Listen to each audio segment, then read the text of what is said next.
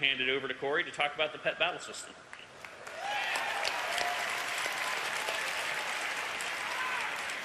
All right, I'm super hyped to talk to you guys about this feature because I think pets are something that pretty much everyone that plays World of Warcraft probably has a pet in some way, shape, or form. I don't think not necessarily everyone is a collector and has all the achievements, but it's definitely something that I think everyone knows what it is, and it's a feature we definitely felt like we could expand upon and offer some new gameplay. Whoa. There we go. So what exactly are we doing here? Essentially, you're going to be able to collect, you're going to level, and you're going to fight with your pets.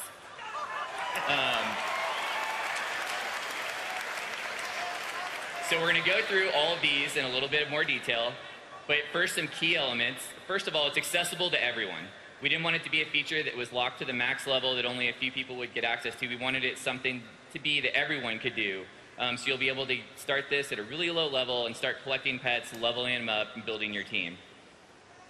Another thing is it's going to work with almost every pet in the game right now, as well as a ton of new pets that we're going to be adding for the system for you to collect.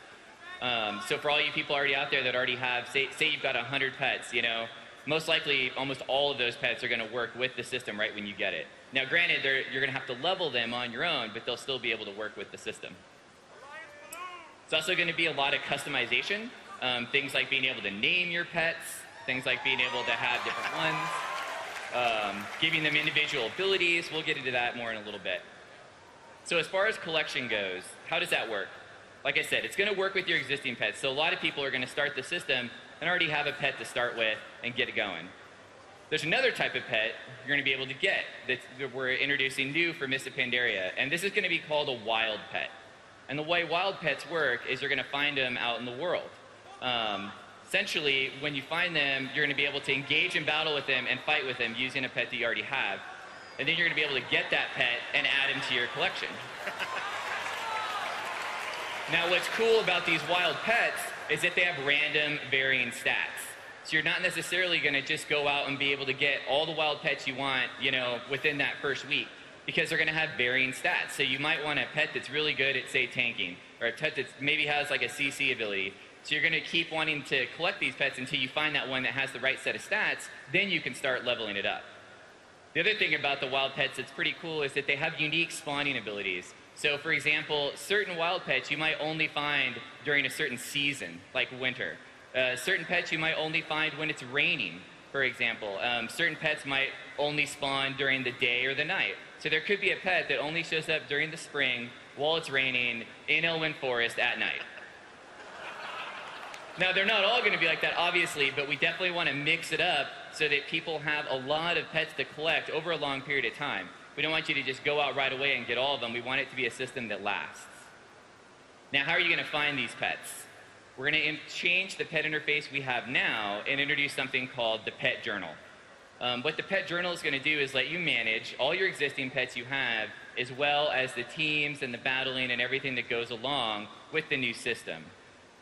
We've got a few UI shots that we'll show you to give you a little bit more of a rundown about how the journal works. The other thing along with this is that most pets are going to become tradable. So what this means is you're going to be able to, say, get the Whippletinger from an event, like the Brewfest event, and then be able to take it and, say, level it up to a certain level, maybe teach it some abilities. Then you can go and take that pet and throw it on the auction house, and someone else could get it. And based on the amount of time and work you put into it, obviously it's going to sell for what people think that's worth. So we really wanted the system to feel like something that you could trade pets, not only in the auction house, but with your buddies and you know, your friends, your guildies, other players. This is a huge one. We're really working hard to have this, is to have account-wide pets. Meaning that obviously if you have a set of pets on one character, you log in another character, you know, you'd be able to use those same pets. If you got a pet up to level 14, you log in another character, that pet's still level 14 and you have it. You don't have to do it again multiple times for all the pets. So here's a look at the pet journal. Just like the mock-ups Tom showed you earlier, these are all mock-ups of how we think the UI would work from our UI team. So over there on the left, you've got your list of pets. You can search and filter through to find the ones you want. And then over on the right, you can see that pet's stats, And then at the bottom, you can see the abilities that they've unlocked. We're looking at unlocking something like 6 abilities over 25 levels. And then on the right, there's an interesting spot called location. And if you click that, you're actually going to be able to find out where can you get this pet in the world. So instead of having to alt-tab out of the game, go to the web and go to a database site and try to find out, well, where can I find this guy? Where does he spawn? Where do I get him? Similar to what we did with the Dungeon Journal, where you could see all the items and find out what bosses dropped them, you're going to be able to find out where to get all your pets straight out of the journal from within the game.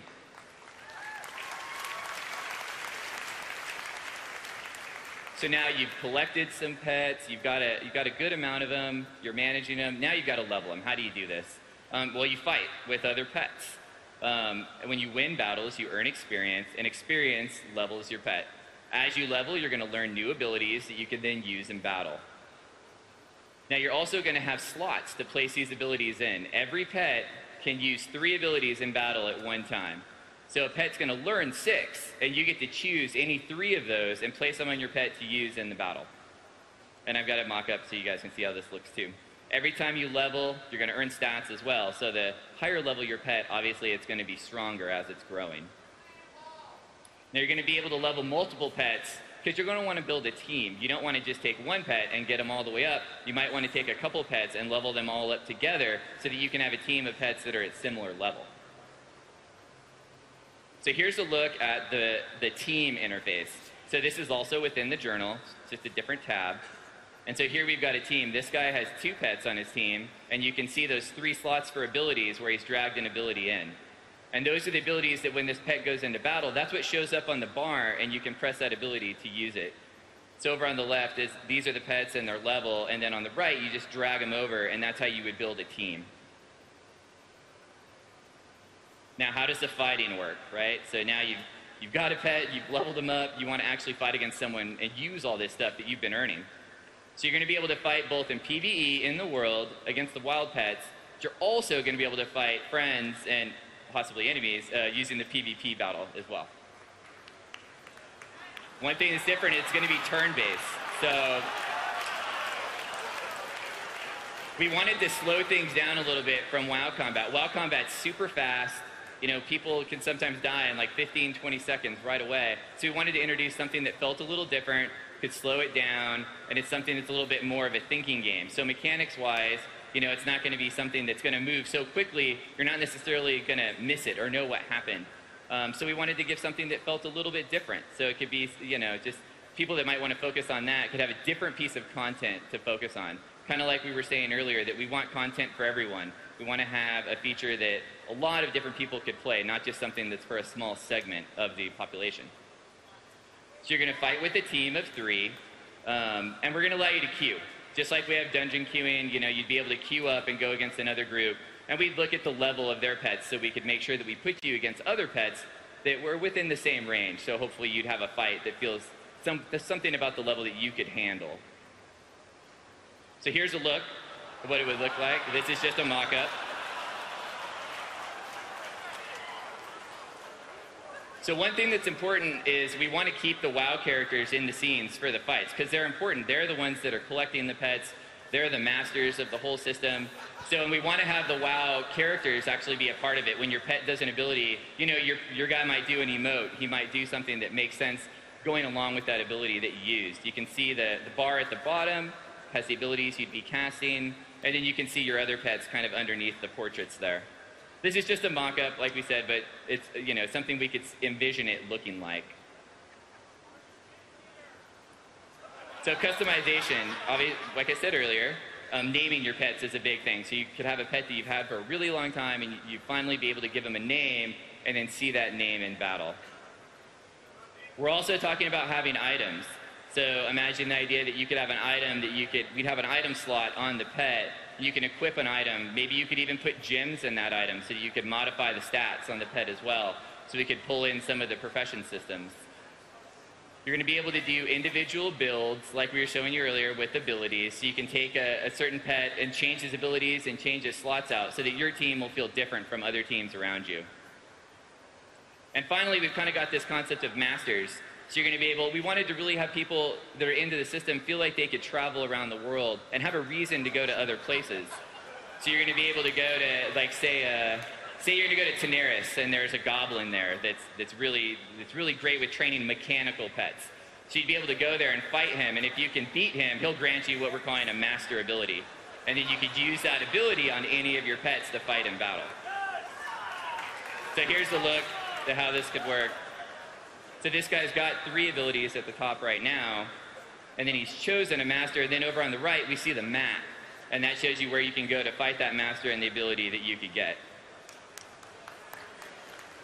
So it just adds a little bit more depth and customization into the system as a whole.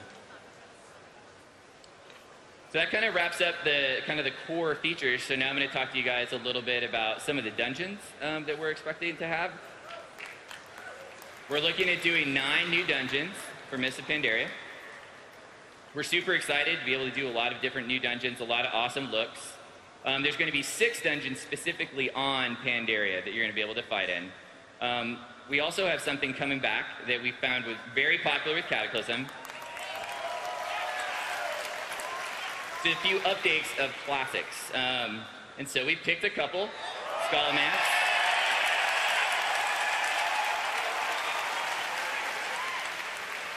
And what's cool about this is we've gone into Scholomance and it's got a new layout. It's gonna have bosses that are reworked with all new abilities. It's gonna be a little bit easier to navigate, not so complicated, but still it's gonna feel really cool, really fresh.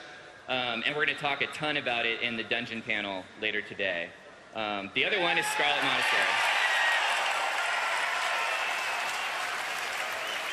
So Scarlet, as you know it now, has 4 wings, but some of these wings only have 1 boss, and then we have another wing that has a ton of bosses. So we wanted to take it and make it feel a little bit more even. So we're going to redo Scarlet Monastery completely and introduce it as 2 separate wings as their own unique dungeons with their own bosses.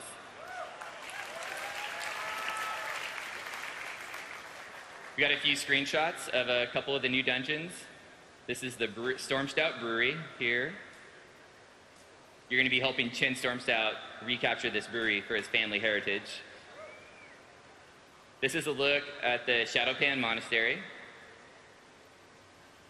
It's a really awesome outdoor dungeon. And this is the Temple of the Jade Serpent, which is in the first zone, the Jade Forest. It's another dungeon that goes indoor and outdoor. It's something we're trying to do with a lot of the dungeons, is get a whole different vibe with players going both indoor and outdoor at different times. So not to be left out, we're also obviously going to be introducing new raids.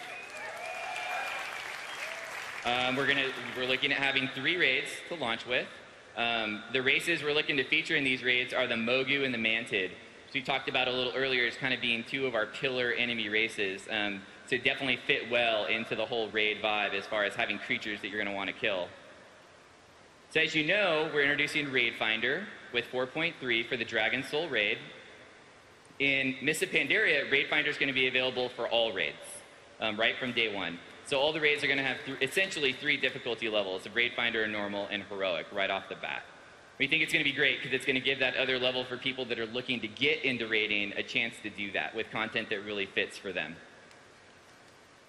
And like Tom mentioned earlier,